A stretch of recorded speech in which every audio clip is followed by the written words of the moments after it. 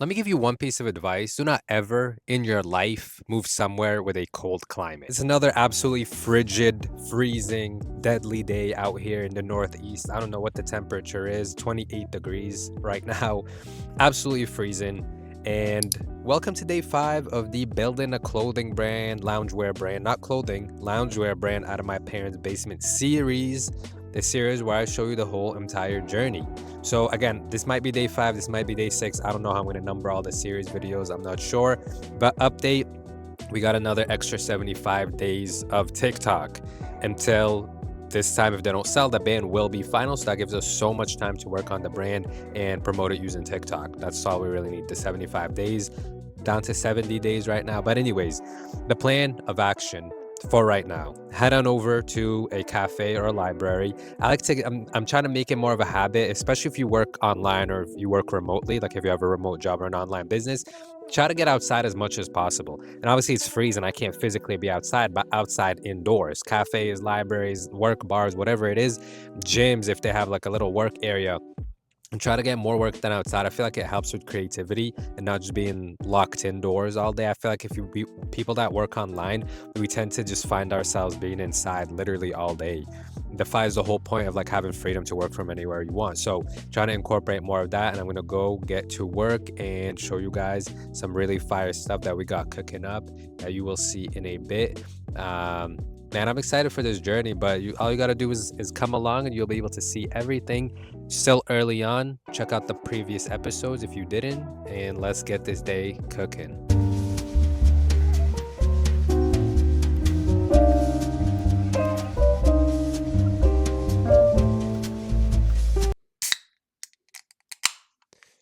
Favorite drink right here. Anyways, I was thinking, imagine all the great businessmen of the world, of the present, the past, the founder, CEO of Lululemon, Alo, Phil Knight of Nike. Imagine they all documented the journey of their success. Right from the first day they started out, they were like vlogging it and showing the behind the scenes and all of that. And then once they reached this enormous success, we were able to look back on that and see exactly step by step how they did it, the behind the scenes, the struggle days, the really low points, because they went through so many, the really high points. I feel like that would be so cool. So that's what I said. That's why I love YouTube. I suggest literally no matter what you're doing right now with your life, even if your life sucks, let's say you do nothing, you don't have a job, you're not in school, you dropped out, and all you do is lounge around your parents' house, document that, vlog that. People will be super interested in seeing someone getting out of a slump and on the up and up. And also vlogging and documenting is going to give you something to hold you accountable, because now people are watching. You're going to feel more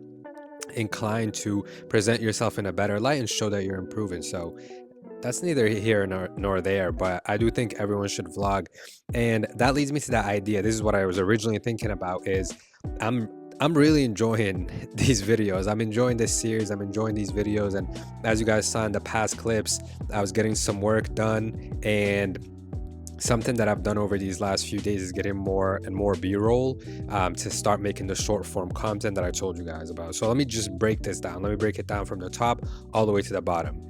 My clothing brand, my loungewear brand, is going to be called Inicio. For those of you who don't know what that means, Inicio means the beginning or the start or the beginning of something in Spanish. And I don't know if it's the same in Italian. I don't know. Probably very similar. And what this means to me is that this is the start of a new journey for me, turning over the page from the print on demand, just kind of throwing designs on stuff that I did in the past, no real branding, nothing like that. Even though I was able to build up a huge mailing list and a good following on TikTok with that, I'm obviously keeping that and continuing to run that as sort of like my income as this business grows. But Inicio is the new beginning for me. It's building something with a solid foundation, and it means new beginnings for everyone. Everyone can benefit from a fresh start, no matter what your past was, what struggles you went through in the past. With this new beginning that you can have at any point in time, it doesn't have to be the beginning of the year, at the start of a month, or whatever it is. You can completely change your life, and I've done that many times before. And this is the turning over of a new page, a new leaf, and a new beginning for me. So that's why I decided to call it that. The color palettes is something that I worked on yesterday as well, over these last few days and weeks. We're going for like those darker, richer colors. So pine green is one of the colors. We got a maroon, we got a cream, we got some dark chestnut brown type colors. Those are kind of the four main colors that we're going with right now. Also completed the logo. But mind you guys, these are just kind of the rough drafts, the rough sketches of the vibe that I want to bring. And then with this, I'm going to go to the branding studio and like finalize things and have a actual professional take care of it. You see, I can bring the vision, but the actual execution, I'm not an expert in making logos or in making the perfect color palettes. You know, I can bring the vision, what I want, to you know, as close as possible to what I can envision, and then have a professional take it up a notch. And that's the difference between this and things I've done in the past, is this is going to have a higher level of professionalism and a bit more investment. I'm not dropping $30,000 on this, but I am willing to invest up until a certain extent. No matter what business you do, you always want to, you know, put in as little as you can, and get the most out of what you put in, if that makes sense. As all of this is in the works, the brand itself, the first piece that's going to be for sale, is not going to launch this week or next week or in a few days, right? So what I'm doing right now, and the idea that I've come up with, is, you see, hundreds of years ago, maybe even 1,000 years ago, boat builders and ship builders would have a voyage in their head that they're going to go on before they would construct their vessel that's going to get them there.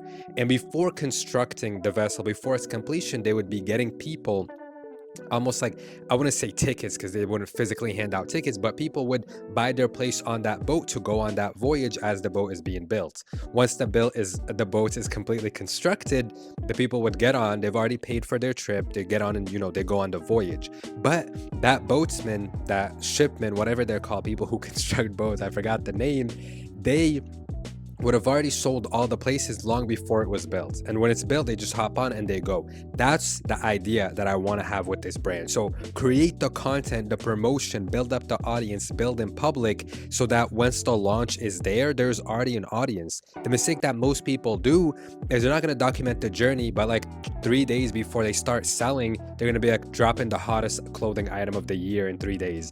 Brother, no one saw the journey. No one knows who you are. No one knows the vision. No one knows what you went through. No one knows about the process. Nothing. So with this analogy that I told you about the shipbuilders and the boat builders, if you want to sell a product, document the journey of, for example, if you want to sell a fitness product, totally different, a fitness product, and you're not in good shape right now. Fair enough. What you're going to do is get yourself in good shape. And as you're documenting this, by the way, right? So you're 300 pounds. At 300 pounds, 290, if you're, you know, like 5'8", you can't really be given fitness coaching.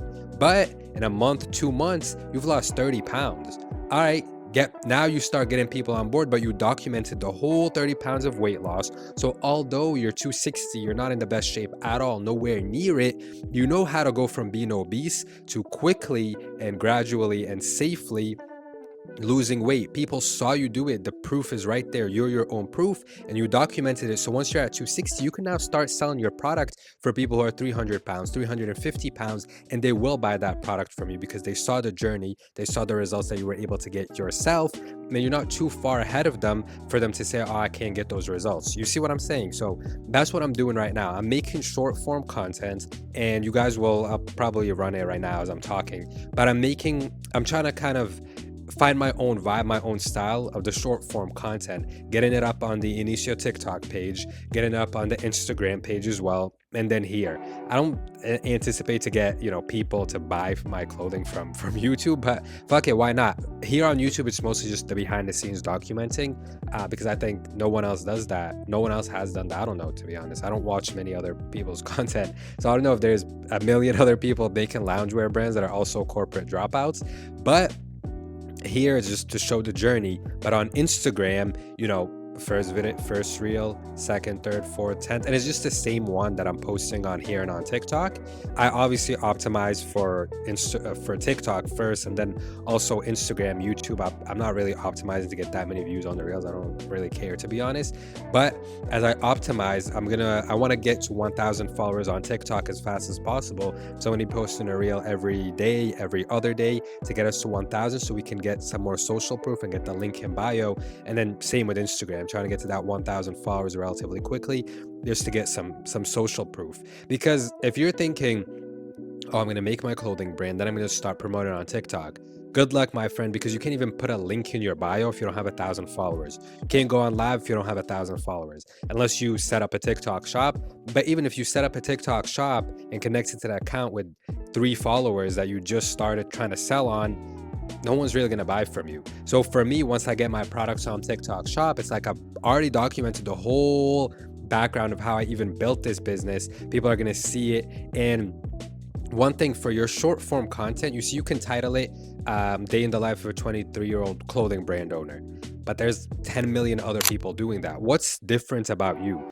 You guys see, I kind of played around with the naming of this series. So someone else is doing the same thing as me right now, but the edge that I gave myself is when I started this on YouTube, I was calling it Out of My Parents' Basement, right? That kind of differentiates you from everyone else already.